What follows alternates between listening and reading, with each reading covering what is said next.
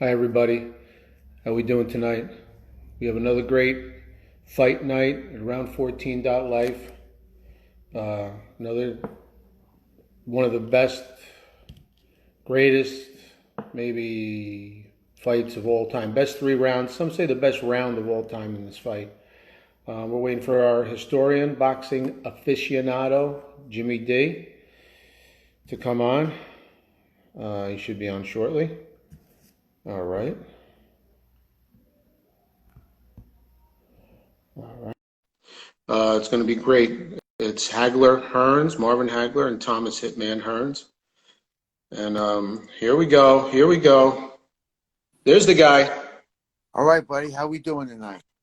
Jim, thanks for coming aboard. Nice to see you. You got it. My pleasure, buddy. My pleasure. I want to thank you for the previous fight nights. We've done 3, and now we're going to do maybe some people consider the greatest round in this fight of all time. We're going to do Marvelous Marvin Hagler versus Thomas Hitman Hearns. Oh, that's a big one. April 15th, 1985, Caesar's Palace. Wow, that's amazing. Now, both of these guys came in as studs, Well, right? you're right. They were both champions. Hearns was a welterweight champion. Where'd he come from, Thomas Hearns? Thomas Hearns, he's from Detroit, Michigan, the home of Joe Louis, Sugar Ray Robinson, and he trained at the Kronk, came out of the Kronk boxing gym. Wow, Kronk. Hardcore gym in downtown Detroit. And it was run by Emanuel Stewart. Oh, wow. Yeah, He walked in there as a kid. He was sick of kids picking on him, and he learned to box out of there. And they had some great fights out of there. You went down the stairs, and they said it was like 110 degrees.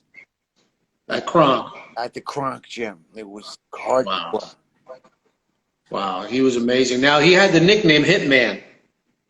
Yeah, Hitman, because he had a right hand that would just flatten people. He was so skinny. He was about 6'2", and about 147. But he looked like you could blow him over if you know a heavy wind would blow him over. But he had a right hand where it was devastating. Devastating. He was I know in his first so many opponents with his right hand. In his first, I think at the time of this fight, Jimmy, correct me, he had 32 victories. He was 32-0. Is that right or wrong? At the time he fought, when? Hagler? Oh, I think his first 32 fights. Okay, this is the stat I want to say. In his first 32 fights, Thomas Hitman Hearns had 30 knockouts. Yeah, right. It was amazing. Like, is that legit? Is that legit? Like, is that real? Oh yeah, he won the welterweight title. He flattened Pepino Cuevas, I believe, in 2 rounds. Wow. Just knocked him cold in 2 rounds. 32 fights, 30 knockouts. That is incredible. Right, and no losses prior to when he won the title, the welterweight title. Welterweight title. When he fought Hagler, he was 40-1, I believe. Right, the one loss coming to Sugar Ray Leonard. Quality opponent. In 81, they both were welterweight champions. Okay. And they were both undefeated. So 2 undefeated welterweight champions to unify the title. And Hearns was winning, and Leonard came on in the 14th round, and he stopped Hearns in the 14th. Did you say round 14? Round 14. A lot of crazy things happened around 14 back in the day, I'm telling you. And that's 1981. Wow. Wow. That is amazing. What a talent. So it's not like this was a fight where 2 journeymen, like we did Gaddy, Ward, and Ward was a journeyman fighter. Right. These are 2 quality. I mean, Thomas Hitman Hearns, I mean, obviously he's a Hall of Famer. I mean, that is unbelievable. Oh yeah, no, he was. So he didn't get the rematch with Leonard. Okay, so he went up in weight. He won the 100. He won the 154 title, the super junior middleweight. He won that. Okay. So Oh, wow. then he was going up one more to fight for the middleweight title. Now this would have been 3 titles. He was Wow. 3 different weight class and titles, Mm. and and then again now we have Hagler. Wow. Where was Hagler from? He's from Newark, New Jersey. A Jersey guy. And as a kid in the riots there, the family moved him to Brockton, Massachusetts. What? Rocky Marciano. I was going to say, why does Brockton sound familiar? Right. Wow. Home of Rocky Marciano. And he hooked up with the 2 boxing gentlemen, the Petronelli brothers. Okay. They had a boxing gym in Brockton. And they took him on. They had a construction company. He worked construction for them, and he boxed. But then they took him over in his management, and he fought for them, for the Petronelli brothers, from 70 forward. That's amazing. Now, when he came into the fight, I mean, he was 4 years older. He was 30. Hearns was 26 when they fought. Right. So they were both in the prime. Yeah, they're both right there. Hagler, what could you say? Hagler, well, his record was 62-2. Yeah, with 2. And he avenged those 2 losses. He did. Yeah, and then he was a southpaw. But Okay. he would switch over to right hand every so often. He would switch over, but he was basically southpaw. Southpaw. And he got a title shot in 79 against Vito Antuofermo. Wow, there's a name. Vito Antuofermo. Vito had the undisputed middleweight championship, and he got at Caesar's Palace in 79. He got a fight with Vito, and it was a disputed draw. Wow. It was a 15-round disputed draw. Wow, 15 rounds. He was distraught that he never got he didn't win the title because he didn't get the title shot for a long time, Marvin. And I remember Joe Frazier told him, he says, you got 3 strikes against you. 1, you're southpaw. 2, you're good. And 3, you're black. So you got to really fight. So Hagler took that to mind, and he says, I'm just going to destruct and destroy every opponent I fight. Wow. He was one of, from my tapes that I watched, he was one of the hardest out-of-the-ring trainers I've seen. Oh, yeah, when he trained, he says, I'm going to jail. He called it jail. Wow. Talk to no one. He wouldn't venture out. He would do his road work up in Boston on the beach with combat boots. He would run miles on the beach in combat boots. Wow. Yeah. That's tough. Right. No. That's tough. And he was in shape, and his endurance was unbelievable. Wow, that's amazing. So at the time of the fight, 62-2 with 50 knockouts. Right, 59. That's amazing. So you literally have 2 forces coming together. Yes, that didn't like each other. Oh, okay. So there's some. They did not like each other at all. There was some pre-fight back and forth. Yes, and Hagler at those press conferences, he just had a hat and just said war on it. War. Wow. That's what's going to be. He says, you better come in there with the ring post. He says, because I ain't leaving without my title. Wow, that's amazing. So, I mean, here we have a guy, Hitman Hearns, a knockout machine. You have Hagler, another force, 50 knockouts in a 64. I mean, how could it be anything but a great fight?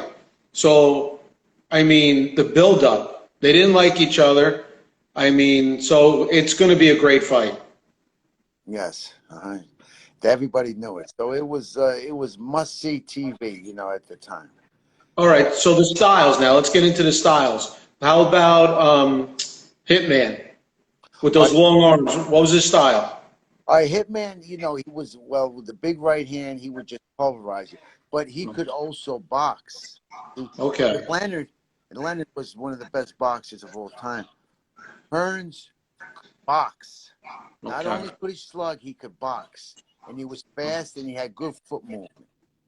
Wow. So I'm getting the impression, here we go again. One guy's a pretty good boxer with power, of course, and we have Hagler on the other side. So I'm getting the impression that Hagler is just, here I come, ready or not. Hagler's just destruct and destroy. Yeah. That's it. That's all he That's But constantly moving forward. constant, but also was a good boxer, movement and whatnot. And he had a good jab also. You know, he could do everything. He could do everything. Wow. So, all right, so he's a southpaw, and he switched from lefty, righty. Right. Yeah. So here we are, two great forces coming together. I mean, there's a lot of energy. Before the fight even starts, you could just feel the energy. You know it's going to be a special night. Oh, yeah. And like I said, these guys had dislike for each other. So they wanted that bell. As soon as that bell rang, they were going at it. They were going to go. So let's go to round one. All right. A lot of stuff happens in this round one. Some people consider, I want you to take your time now. Some people consider round one to be maybe the greatest round in, definitely in middleweight history, but in boxing history. Well, they said this round one is the greatest first round in the history of boxing. Wow. The bell rang, and they just went toe to toe, banging each other. They're unbelievable. And the action was Hagler would come on, and Hearns was hitting him with the right hand.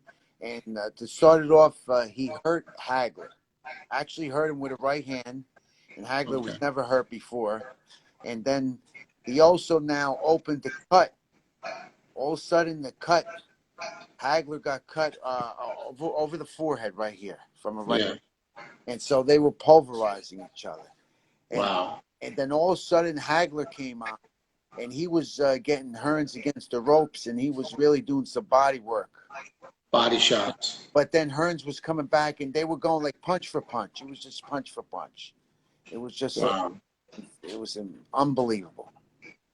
Some boxing, I looked at some boxing stats about that first round. Each fighter landed 50 punches in the first round.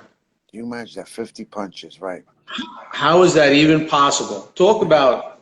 And mostly all of them were power shots. Power shots. It's funny you should mention that, because it also said 95 of those punches were power punches in the first round, and that's a middleweight record. Yep, right. That's That's amazing. Unbelievable. So neither fighter was going to take a step backwards. No, they were hit. But then all of a sudden, towards the end of the round, Hearns hits Hagler on his head with a right hand and breaks his right hand. Wow. He broke his right hand on Marvin's head. He says, well, I don't know what kind of head that guy has, but he broke his hand. So now he's in trouble. He's fighting Marvin Hagler with a broken right hand. How is that even possible? So the round ends, one of the best of all time.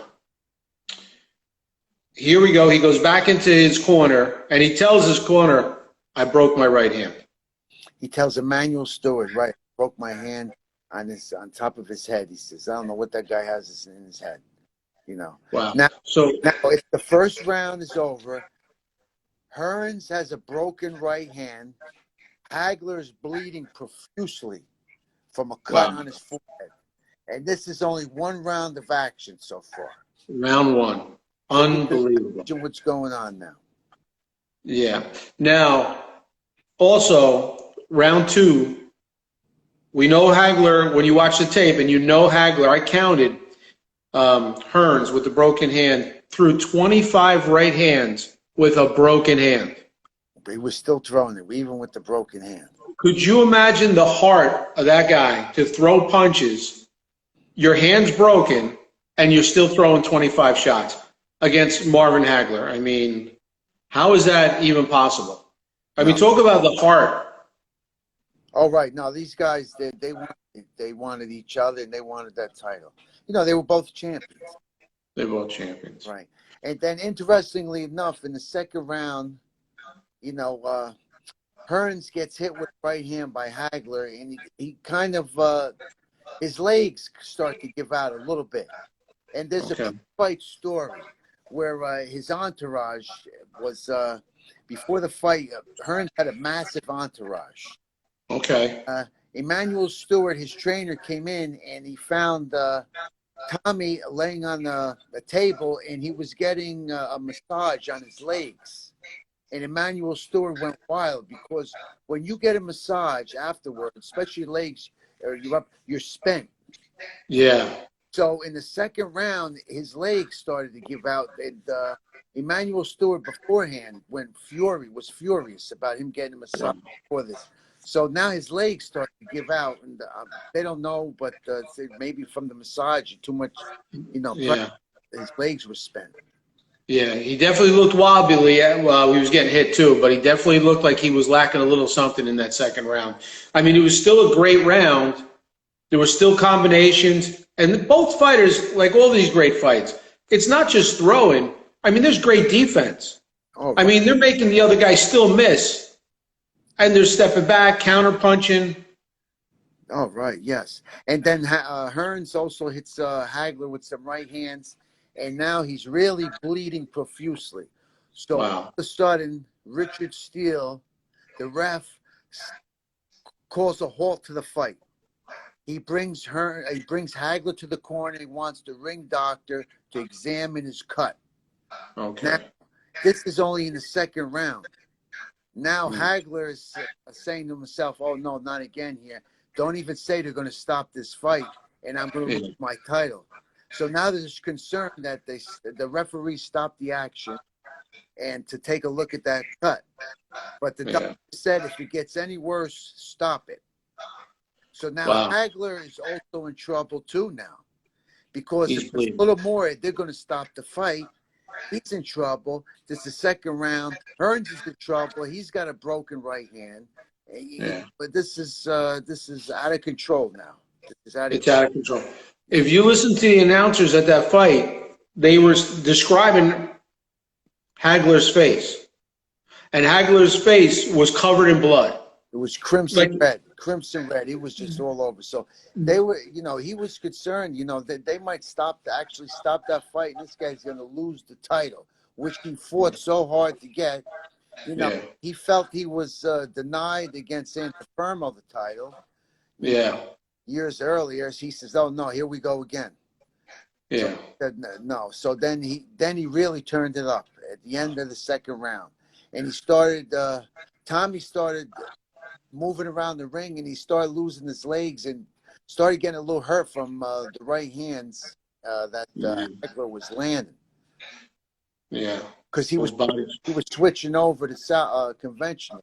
He was switching from southpaw, and he was going right hand. Yeah, they said they they broke down the fight on the video, and they were saying when Hagler switches like that, after he throws a punch, he's never out of position. No. Like so now he just defends from that side.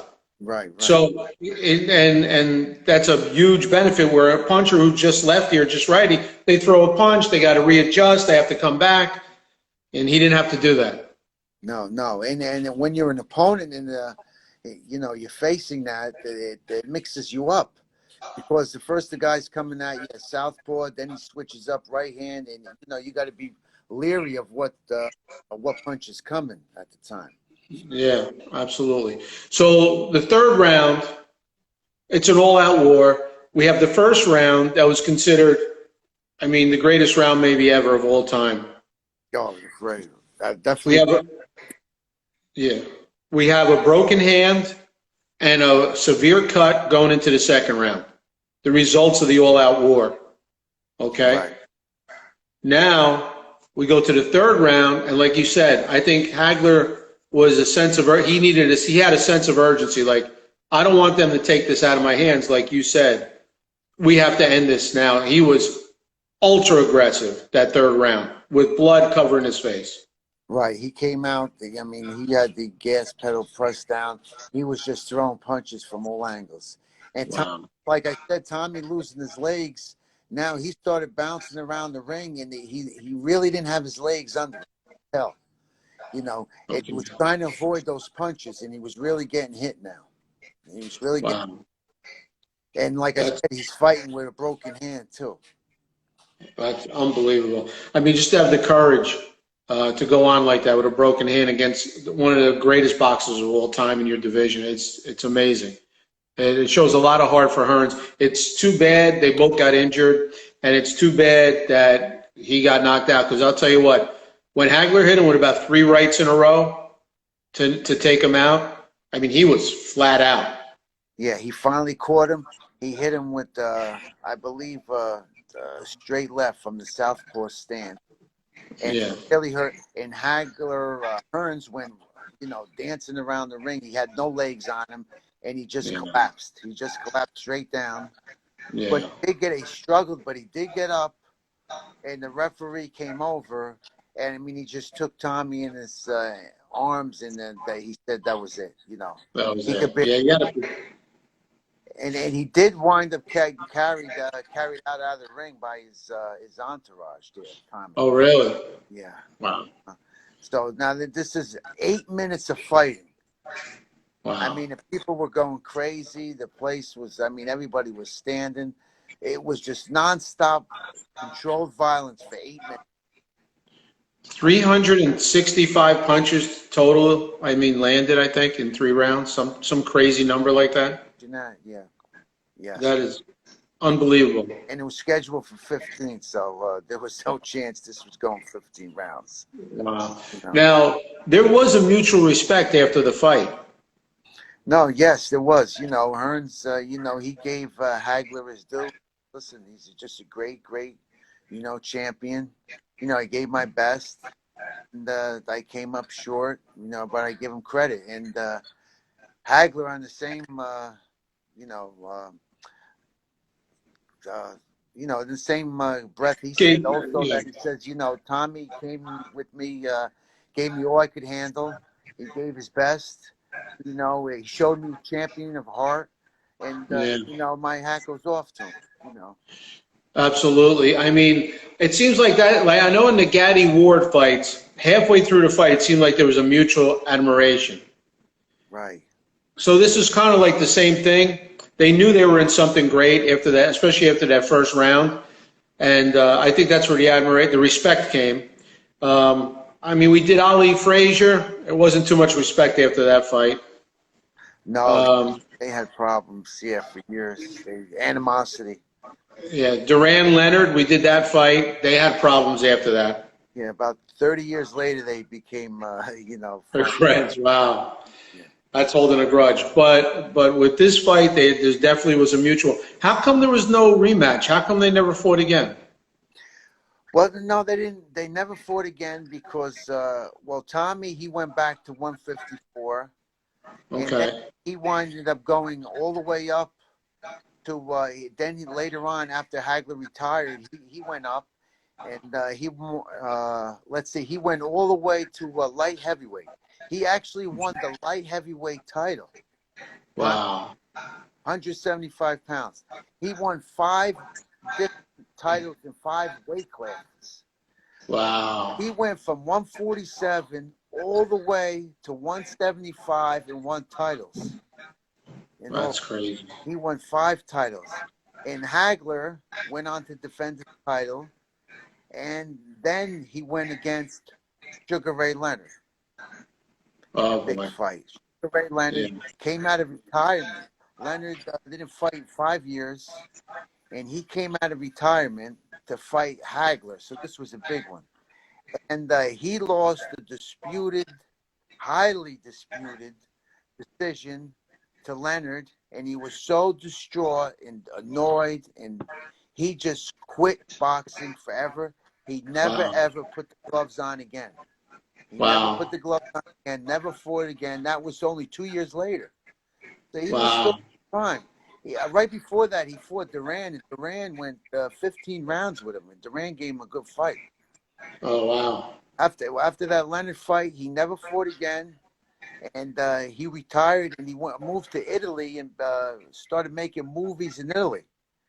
And no kidding. To this day, he still lives in Italy. No kidding. And he only comes to America like every June for the Hall of Fame dinner. in Hall of upstate Fame. Canastota, New York. Wow, that's an amazing story. To You this know, day, it's amazing. Just think, Jimmy, the names were thrown around here, and they used to fight each other. How great was boxing at that time? Leonard, Duran, Hearns, Hagler, not to mention the other guys that were great fighters as well. oh, that Wilfredo Benitez. Fredo Benitez, sure. Fredo Benitez was the youngest fighter to win a world title, okay? He was 17 years old, and he won a world title at 17. Wow, that's crazy. Now That's amazing. he has health issues now. He lives in Puerto Rico. But, yeah, you had Pepino Cuevas. You know, you had so many great fighters back then, you know. Yeah. I do feel as though boxing's making a comeback. I mean, there's a lot of good fighters coming around and a lot of good fighters that are fighting now. But back then, I mean, just everybody was a Hall of Famer. Oh, it was amazing. But in that division, that middleweight, welterweight division, I mean, you had so many fighters, you know. Wow. And at the time, Hagler, before that, he was the first middleweight to earn $1 million payday. Oh, wow. Before. Okay. And he also he was going to shoot for Carlos Monzon's record of most title defenses, 14. Wow. And I believe he tied it. And then later on, it was broken by Bernard Hopkins. Wow. I think this was his 11th title defense, was it? This one his 11th? I think it was his 11th, right? Yeah, and 10 of them he knocked out his opponents 10 times out of 11. Right. But, yeah, Monzon had the record. Well, I'll tell you what, it's amazing to bring up these old names and to just revisit all those great fights, you know. And before we come aboard, you know, we always watch them on video, and it's amazing. It really is amazing. I hope boxing gets back to that level someday. Oh, sure. And then, you know, these two guys, you know, you had Hearns, like I said, who won 5 titles in 5 different weight classes. From welterweight to light heavyweight. That might never be done again. That might never. I don't know who else is going to do something like that. I mean, No. especially with the big paydays. Big paydays take the edge off, you know. You become civilized. You know, Yeah. there's no fighter like a hungry fighter, you know, No. in anything you do in life. No. I mean, maybe Canelo Alvarez fighting now. Maybe, you know, the guy like he's still young, he's still growing. Maybe he has a shot at doing it. You know, he's got 2 titles now. And in the same token, now Hagler, I would put Hagler, I'd say, in the top 3 middleweights of all time. Yeah, Top 3. Him, Sugar Ray Robinson, and Carlos Monzon. You're putting Monzon ahead of Robinson. No, the 3 of them. 3. Some say Monzon maybe was bigger, you know, better because he was natural. He was a bigger middleweight. Yeah. Robinson more or less was a welterweight, but listen, Robinson almost won the light heavyweight title also. But he collapsed he was dehydrated, exhaustion. You know, he was winning up until the 13th round. So, but those 3 are probably the greatest middleweights. Hagler, you know, Robinson, and Monzon. Those 3. Yeah, that's royalty right there. I mean, and you know how many great middleweight champions? I mean, come on. You can't even name them all. You know, Tony, Graziano, LaMotta. Oh, God, yeah. You know, I mean, what a tough class, tough weight class. Yeah, I mean, the list is endless. You know. Yeah. All right, Jimmy, listen, I want to thank you very much for the breakdown. It was awesome, as usual. Oh, my pleasure. It was a great one. Yeah, and let's do it again. Sure, looking forward to it. All right? All right. Thank you, Jim. Good night. Yeah, good night now. Good night, everybody. Thank